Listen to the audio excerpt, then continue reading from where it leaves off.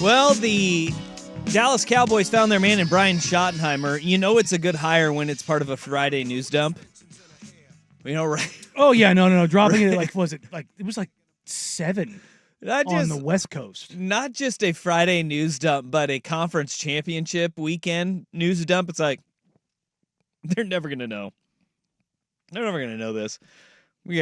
We're so proud of this hire. We're going to dump it going into championship weekend when everyone is asleep. Well, I'm sure you guys talked about how widely criticized it was by not just the sports media, but the Cowboys fan base as well.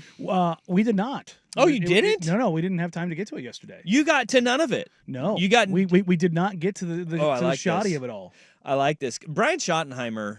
For those that don't know, he's regarded as a really smart football mind. We talked about this when his name was being floated out there.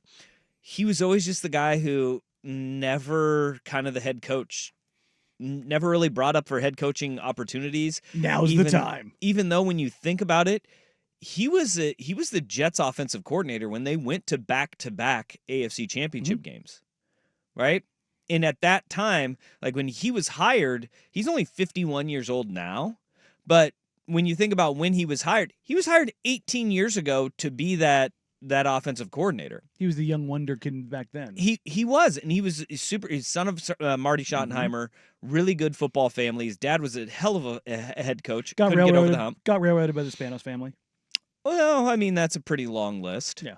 Fired after a 14-2 season. But you think of kind of where he's been. He's been the OC at the Jets, Rams, University of Georgia, the Colts. I know he's quarterback's coach there. Seahawks OC from 2018 to 2020. Maybe those aren't the best. Not the greatest resume builder there. Don't mention that one. And then OC of the Cowboys the last 2 years. Okay? And it's not like their offense has been abysmal in the sense of like structure. No, their offensive line has been, their quarterback has been at times, especially when he's playing injured. Like Dak Prescott also, we don't talk about this enough with Dak. He is really good when he is totally healthy. And clean, yeah. But when he gets dinged up, boy. It falls off a cliff. No. And then when he gets hurt, he gets like real hurt after that. Yeah, remember the whole deal going into the season? Oh, it's not a big deal. He's in a walking boot in Mexico. Psh, everybody does that, Danny. Totally normal. Totally normal. Pets' heads are falling off. But they dumped this one because this is not the hire that their fan base wanted. Pete Carroll goes to the Raiders. Deion Sanders not going and leaving Colorado to go down and take the Dallas job. It was a settle hire, it felt like, for the Dallas Cowboys. And this is reality. Who wants to go and coach that team right now? It's nasty work. I mean, the thing that has been true for Jerry Jones since Jimmy Johnson is he will not allow a personality, a face, a voice bigger, brighter, louder than his own to be on that sideline. Yeah. Which his ego has to be no ego can be bigger than his. Mm-hmm. And it's just not even come close. Like, look at all the coaches that they've hired. Jason Garrett, Mike McCarthy, like just go through the list. What coach Bill Parcells that was supposed to be the Jerry Jones telling the world, see, I can hire a big name what ended coach. up happening? It did not end well. No, didn't go well. Yeah. They didn't like it. Not one bit. He's hired nothing but yes men for the last 20 years. And that is usually what these guys in positions of power do, is they hire the people that will tell them, yes, okay, what do you want? I'll go and do it, and all that stuff. Well, Brian Schottenheimer is now the head coach, and Jerry Jones obviously is feeling the pressure over all of these. There's a very low percentage of this that is smiles and glory holes. Very low percentage.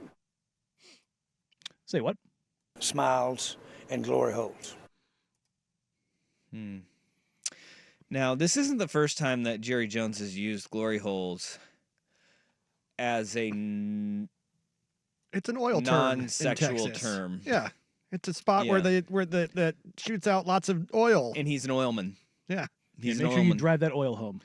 He's an oilman. We've seen that. That's what he did before he was owner of the Dallas Cowboys. He was an oilman. He in the show Landman. he was talking to a guy on his deathbed. I haven't hit that episode yet. Me neither. He sheds a tear. A Jerry? real tear. Yeah. Wow. Real emotion. Doesn't mean the same to most people, though, Jerry. And I think that's where a lot of people are looking at this going, oh, he did it again. Jerry Jones. I just like that we can say glory holes on the radio. Well, because he's talking about drilling for oil. And it's like it's not always going to be smiles and eruption of that black gold there, that glory hole where you sit there and you say, we're all rich. Just a tip. What the rest of the world means is like, I understand what he's saying. Be careful with those pregnant pauses right now. They're saying, I understand what he's saying, but I don't quite understand it. But I'm going to go with it. He's talking about happiness, okay? He's talking about happiness. There is even more, though, that is confusing about any and all of this. It is when you hear Jerry talk about the way that this franchise is operating right now. Now, I get my proverbial ass kicked over needing people in my comfort zone. Without this thing being about me in any way, if you don't think I can't operate out of my comfort zone, you're so wrong. It's unbelievable. This is as big a risk as you could take. As big a risk as you could take. No head coaching experience.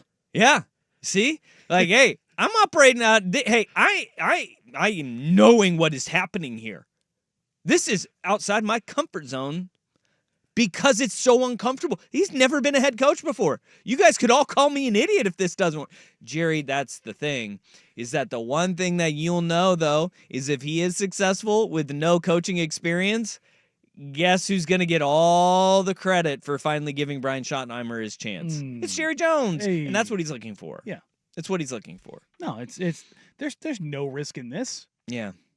You have a lifetime NFL guy from an NFL family with 20 years of coaching experience. Yeah. Either that or he's laying the groundwork for it to fail spectacularly so he can say, hey, I knew this was a big risk.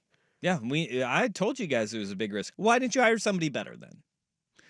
The best part about this is Stephen Jones saying that they did, in fact, reach out to Pete Carroll, but it was to gauge his thoughts on Brian Schottenheimer.